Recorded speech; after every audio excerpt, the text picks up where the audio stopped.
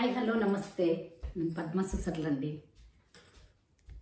నేను అమృతం కురిసిన రాత్రిలో కవితలన్నీ చదువుతున్నాను కదా. ఫస్ట్ ముందు అమృతం కురిసిన రాత్రి గురించే చదవాలనుకున్నాను. కానీ అవి చదవడం మొదలుపెట్టిన తర్వాత ఒకదాని తర్వాత ఒకటి చాలా నచ్చేసి కొన్ని చదివాను కదా. ఇంకా శ్యామల రుద్రరాజు తను అమృతం కురిసిన రాత్రి కవిత కోసం ఎదురు చూస్తున్నానని చెప్పింది. ఇంకా అమ్మాయిని ఇప్పటికే 2 వారాలు బట్టి ఊరించాను కాబట్టి ఇప్పుడు ముందు తనకి ఇష్టమైనది చదివేసి తర్వాత ఇంకోటి చాలా బాగున్నది కూడా చదివి వినిపిస్తాను. అమృతం కురిసిన రాత్రి. తిలక్ గారి అక్షరాల్లో అందరూ నిద్రపోతున్నారు. నేను మాత్రం తలుపు తెరిచి ఇల్లు విడిచి ఎక్కడికో దూరంగా కొండ దాటి కోన దాటి వెన్నెల మైదానంలోకి వెళ్ళి నిల్చున్నాను. ఆకాశం మీద అప్సరసలు ఒయ్యారంగా పరుగులెత్తుతున్నారు.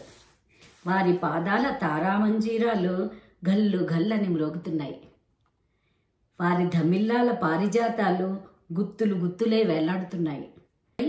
వారు మృదు వక్షోభనితంబ భారలై యవ్వన ధనస్సుల్లో వంగిపోతున్నారు. నన్ను చూసి కిలకిలా నవ్వి ఇలా అన్నారు, చూడు వీడు అందమైనవాడు, ఆనందం మనిషైనవాడు, కలల పట్టుకుచ్చులూగుతున్న కిరీటం ధరించాడు, కళ్ళ చివర కాంతి సంగీతాన్ని రచిస్తున్నాడు, ఎర్రని పెదవుల మీద తెల్లని నవ్వుల వీణల్ని మీటుతున్నాడు, ఎవరికీ దొరకని రహస్యాల్ని వశపరుచుకున్నాడు, జీవితాన్ని ప్రేమించినవాడు, జీవించడం తెలిసినవాడు, నవనవాలైన ఊహావర్ణార్ణవాల మీద ఉదయించిన సూర్యుడు, నవనవాలైన ఊహావర్ణార్ణవాల మీద ఉదయించిన సూర్యుడు, ఇతడే సుమి మన ప్రియుడు, మనకి నరుడు. జలజలమని కురిసింది వాన, జాల్వారింది అమృతంపు సోన. దోసిళ్లతో తాగి తిరిగి వచ్చాను, దుఃఖాన్ని చావుని వెళ్ళిపోమన్నాను, కాంక్షామధుర కాశ్మీరాంబరం కప్పుకున్నాను. జీవితాన్ని హసన్ మందార మాలగా భరించాను, జైత్రయాత్ర పదంలో తొలి అడుగు పెట్టాను. అమృతం కురిసిన రాత్రి. అందరూ నిద్రపోతున్నారు. అలసి నిత్య జీవితంలో సొలసి సుషుప్తి పొందుతున్నారు. అలసి నిత్య జీవితంలో సలసి సుషుప్తి చెందారు. అలవాటుని అస్వతంత్రతని కావలించుకున్నారు. అధైర్యంతో తమలో తాము ముడుచుకుపోయి పడుకున్నారు. చైతన్యోత్సవాహ్వానాన్ని వినిపించుకోలేకపోయారు. అనంత చైతన్యోత్సవాహ్వానాన్ని వినిపించుకోలేకపోయారు. అందుకే పాపం ఈనాటికి ఎవరికీ తెలియదు నేను అమరుడునని. బాగుంది కదండి. శ్యామల, మీరు ఎదురు చూస్తున్న అమృతం కురిసిన రాత్రి వచ్చేసింది. దోసిళ్లతోటి తిలక్ గారు తాగి వచ్చారు. మనం కూడా ఆయన దోసిళ్లతో తాగిన అమృతాన్ని మనం కూడా ఆయన అక్షరాల రూపంలో గ్రోలి మనం కూడా అలాగే కాశ్మీరాంబరం కప్పుకుని అనంత చైతన్యోత్సవానికి స్వాగతం పలుకుదాం. ఇవన్నీ చదువుతూ ఉంటే మనసులో ఒక తెలియని ఉత్సాహం, ఒక ఆర్ద్రత, ఆ ఫీలింగే చెప్పలేని ఒక అనుభూతి. అలాంటి అక్షరాల వెనక దాగిన అనుభూతికి ఎన్ని అర్థాలు చెప్పుకున్నా సరిపోదండి.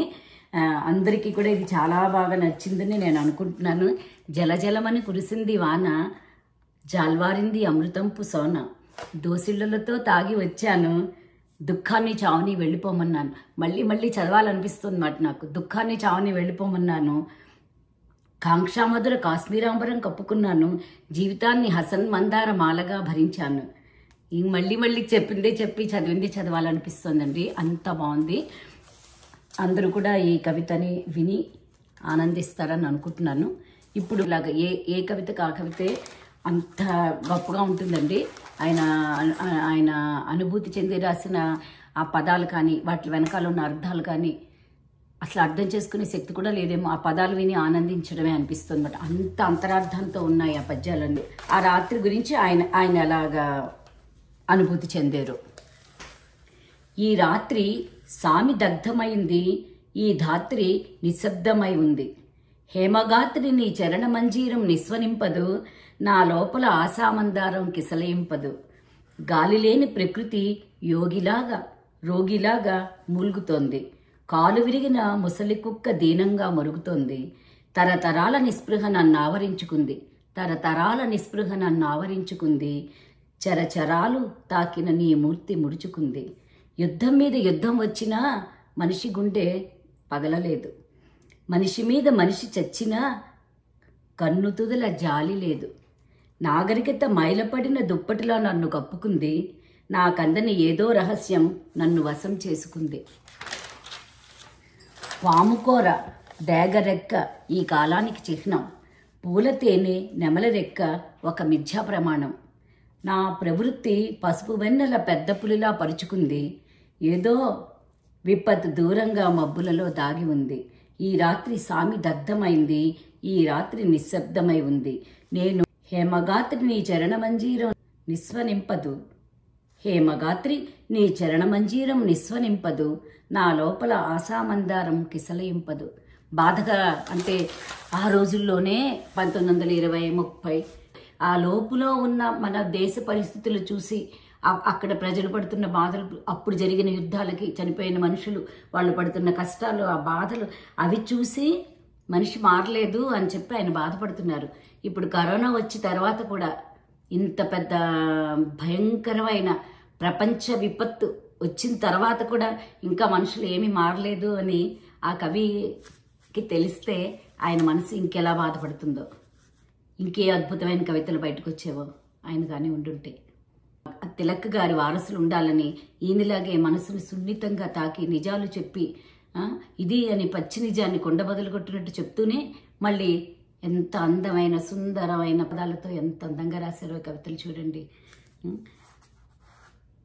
ఆ రోజు అప్పటి పరిస్థితికి ఆయన మనసు పడిన బాధ, వేదన మాట ఇది.